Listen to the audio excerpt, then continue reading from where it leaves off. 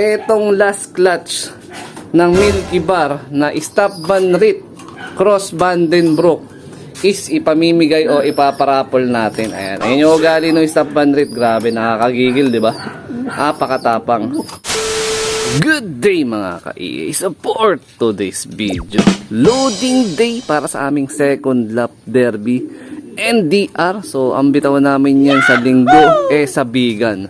So, ang update, eto, magsusubo tayo mano-mano pang suporta dito sa rektang anak ni Batusay. Ayan, no. So, itong clutch nila na to, kung na nagkakamali, is second clutch nila. Ayan. So, nag-throwback. Ayan, no, mga kalapatids, yung kulay ng isa. So, ito yung matagal ko nang pinaka-aantay na sabi ko, pag once meron nagpula, automatic, gagawin kong future stock bird. So, ito na yun. So, sa ngayon, si Batusay, tsaka yung pares niya, meron nang nagbuga, o meron nang binuga na pang third clutch. So, pang out na naman natin yun. Pero di ko pa na-check kung meron si Milya. So, ito, pang suporta natin sa breeder natin dun sa Raiso, tsaka kay Batusay, para hindi sila masyado malaspag sa pagsubo. Ayan, no. Kung di nagkakamali, nasa 20 days old to. So, mga 6 to 7 days pa, wawalay ko na to doon. So, meaning isang linggo na lang. So, ito yung update na ihahalo natin. So, nag-dilute ako ng either Integra 3 yan or GMP3. Ayan. So, dito, meron tayong dinilute. Kanina ko pa ito madaling araw dinilute para mas malambot na malambot. Magkakasya siya dito sa pinaka syringe na ginawa natin. Yan yung pang subo natin. Tapos, syempre, ito pang suporta natin. All Herbs Probiotic yan mga kalapatids. Ayan. So, buksan muna natin to. Hirap talaga pa walang cameraman. Ayan. Ayun. So, haluan natin to. Yung saktuhan lang. Ayan. Ayun, nagmamadali. Gutom na. Tapos, ito namang red cell. Pang suporta rin natin. Mano-mano na natin yan. Isusubo sa bibig naman nila. Pero almost lang yan, almost 1 to 2 drops lang yung ilalagay natin kasi concentrated masyado to. Ayan, no. So kailangan ito haluin din mismo. Even dun sa mga mamaya, yung mga flyer natin or yung panderby natin, kasama sa programa ko to na weekly. Kung na nagkakamali, binibigay ko sa kanila to sa ngayon once a week, every Tuesday or Wednesday sa programa ko. So saktong-sakto yan kasi pang recover nga natin. Diba, mag-a-arrive sila ng linggo, recover sila ng Monday, Tuesday, Wednesday, Thursday, hanggang Friday. So, yun, kailangan nila ng maibalik yung kondisyon ng mga warrior natin. So, dito, sa flyer slope, nagdinis na ako mga kalapatids. Wala dito yung mga ibon natin. Ayun, pakawala ako ang problema. Sobrang pagod na siguro ng iba nating ibon. Nadamay na yung iba. Ayan, saglit lang rumonda. Ayun sila, nasa poste sila ng kawad ng kuryente. Ayun, katambay yung mga mahinang nila lang. O baka nadadala na sila kasi nga napapadalas yung sabay ng pagronda ng palkon dito sa atin. Kaya siguro isa rin yan sa dahilan. So eto, nestmate nga. So eto, shoutout dun sa nag-avail o yung nag-direct acquire. Limutan ko na naman yung pangalan. Ayan, malusog na malusog. So ngayon, popot-potan natin pang suporta. Diba? Ayan, So, 1 week na lang, pwede na iwalay ito. Ayan yung batch nila. Second clutch. Yung third clutch, pang out ulit natin yan. Ayan, pero di ko pa nga sure kung meron si Milya. Ayan, subuhan na natin muna bago natin ituloy yung vlog. So, eto na nga mga ka-EA. Sinuli ko na agad kasi tapos ko na subuan. Ayan, medyo pumalag pa nga yung kulay kalawang. Ayan, medyo natapunan siya no mismong pang-pot-pot natin. So, eto nga yung third clutch ni Batusay na nakakross dito sa pula na Raiso. So, isa pa lang yung binugang itlog pero possible to baka mamayang hapon or mamayang gabi yung pangalawa.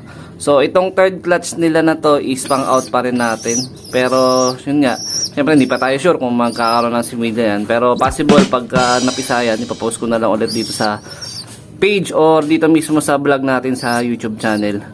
Yun. Tama po ba yun? Ito pa, meron tayong masaklap na kaganapan dito noong nakaraang araw lang. So ito, matagal ko nang pinakaantay na magkaroon sa akin ng anak to. Itong ampatuan na tawag nito, Bloodline Ex Machina na breed naman ni Dabarkads TV. Actually, umitlog pero isa. Ang kagandahan, yung isang itlog may similya. So sakto nung 17 napisa. Nung tiningnan ko nung umaga, okay pa, nasusubuan pa. Kaya lang ang problema, nag-trip yung kapares niya na imbrake. Ayan, binugbog niya yung kapares niya na si Ampatuan. So anong nangyari, tawag nito, nagurumintado sila dun sa may baba. Dito kasi sila nakalagay eh. Naghabulan. Kaya ang nangyari nung pagsilip ko, natapak-tapakan. So kaya pa-flash ko na lang dyan sa screen.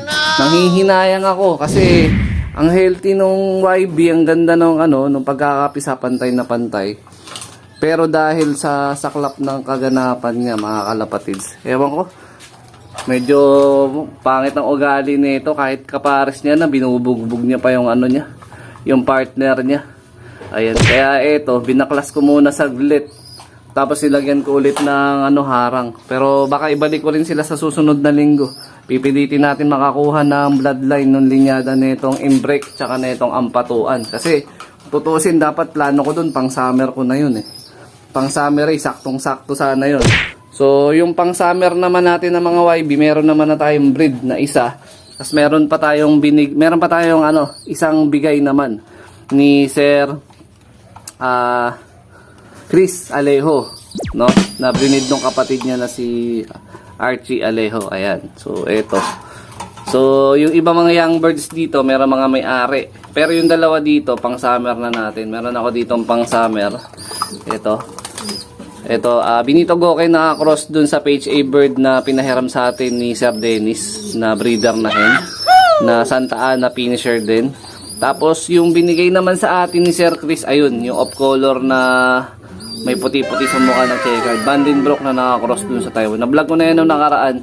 Ayan, so dalawa pa lang yung naka-line up nating pang summer. Ayan, so dalawa. Tapos the rest yung apat na nandito, meron ng mga may-ari, no? Meron ng pag-acquire. Tapos meron ako magandang balita, no? Kasi nung nakaraan, 'di ba, dun sa lahat na nag-acquire ng ating All Herbs Probiotic, nagkaroon ako ng parapol gift bird. Nagkurundahan na yung mga ibon natin. Ayan, umikot-ikot na naman sila. So mangyayari, etong last clutch ng Milky Bar na Stop Van Rit Cross Vandenbroek is ipamimigay o ipaparapol natin. Ayan, ayun yung ugali ng Stop Van Rit. Grabe, nakakagigil, 'di ba? Pakatapang. Ito magulang din to ni Alaska, yung nilaro natin sa South noong nakaraan. So ito yung magiging rektang anak nila is naka-line up natin for raffle gift bird para dun sa lahat na mag-a-acquire ng ating All Herbs Probiotic starting nung October 15 hanggang November 15. So meron tayong 1 month na tawag nito pagkuha ng entry. So anong petsa na ba ngayon? October 20 na. So titingnan ko na lang doon sa Shopee store namin ng tropa kung sino yung nag-avail ng October 15 hanggang itong padating na November 15. So lahat na mag-a-acquire o bibili sa Shopee natin, per battle meron kayong isang entry. Ayan, meron na silang dalawang itlog dyan. So possible after 16 days mapipisa na. Ayan, so saktong-sakto yung binigay natin na na gap na 1 month para sa lahat na mag-a-acquire ng ating All Herbs Probiotic. Ayan, papamigay natin to bilang tawag na ito, pabor sa pagsuporta sa ating produkto. Ayan, sana 75 years later. Update tayo mga ka-EA. So yung iba nating mga warrior nagbabaan na. So meron na lang dalawang nakatenga dito at papasok na rin sila. So bibigyan na tayo ng pang natin preparation, kasama na to sa pabaon dahil dun sa dalawa nga natin na panlaro, which is si Japan at si Taiwan. Ito si Taiwan, yung checkered, si Japan ayun sa bandang ibabaw. Ayun, naglalandian sila ni ng partner niya na si Batman. So dito ko natatapusin tong video na to. Ayan, so ito kulangot ng sawa to, sekreto ni Ex Machina. Ayan si Japan.